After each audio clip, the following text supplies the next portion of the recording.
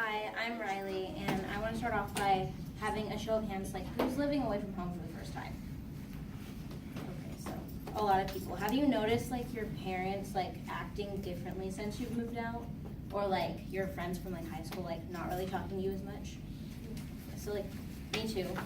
And today I will be sharing with you some observations and some research I've done about how parents have started acting differently, how your friends from high school are acting differently, but also about how your new friends like here are also like really important to like you coming into this age.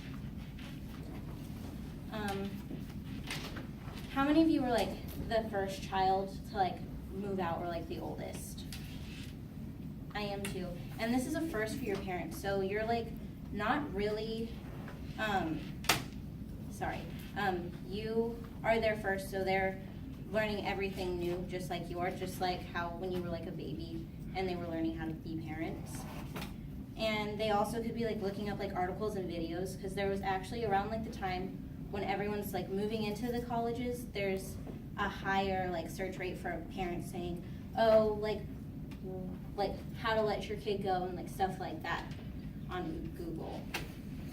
And also some parents, like they're used to listening to their kids like all the time and seeing their kids all the time, but now you're not home and it's like hard for them because they're like, okay, is my kid okay? Like what's going on with them and everything. But then they'll get like upset like if you're not texting them or calling them and talking to them all the time.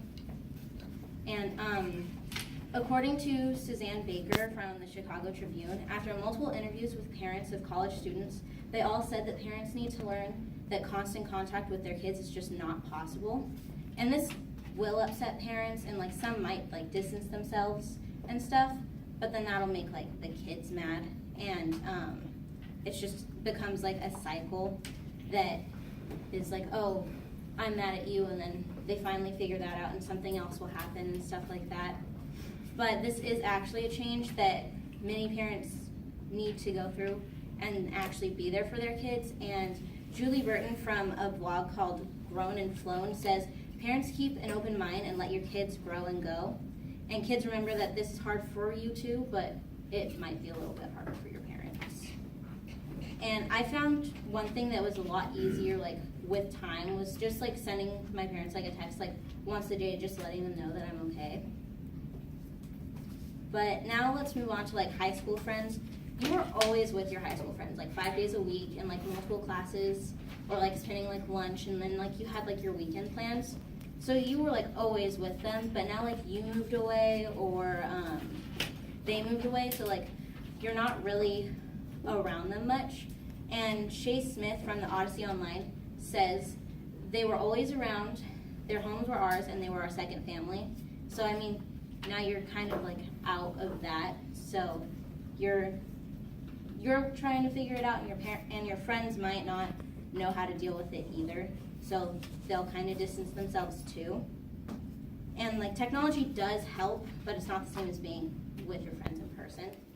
And the Netherlands Organization for Scientific Research says that many high school friendships only last a maximum of 7 years after graduation, so it's pretty common that after leaving that you will lose those friendships. But let's go into your college friendships. We met a whole bunch of people within like a very short time span when we first got here. Like meeting like your roommates, meeting people on your floor, like all of that, and then meeting a whole bunch of new people in your classes. And a lot of us got into like some kind of like friend group or clique pretty quickly, but it's actually really common, and psychologists from a website called Psych Central say that many people being put into a new environment will try and make as many friends as they can, and try and not feel so alone, and like have as much like contact with others as they can. And one specific psychologist, Marie Harpel Walker, says something that a lot of people will probably agree with, that we get into these friendships and relationships quickly because of like living together, or like always like being in the same like area. And like you don't only make friends that like you live with, like you make friends in like your classes or like in study groups, or like when you like go out to parties, you still make friends. But all these friends are really important because they're all going through something like just like you are. They're all away from home for the first time. They're all learning something new. They're learning about themselves, really. And they're all like trying their best. And in conclusion, we're all going through a pivotal stage in our lives. And our parents, our friends, new and old, and ourselves are all learning and trying to figure this out all together.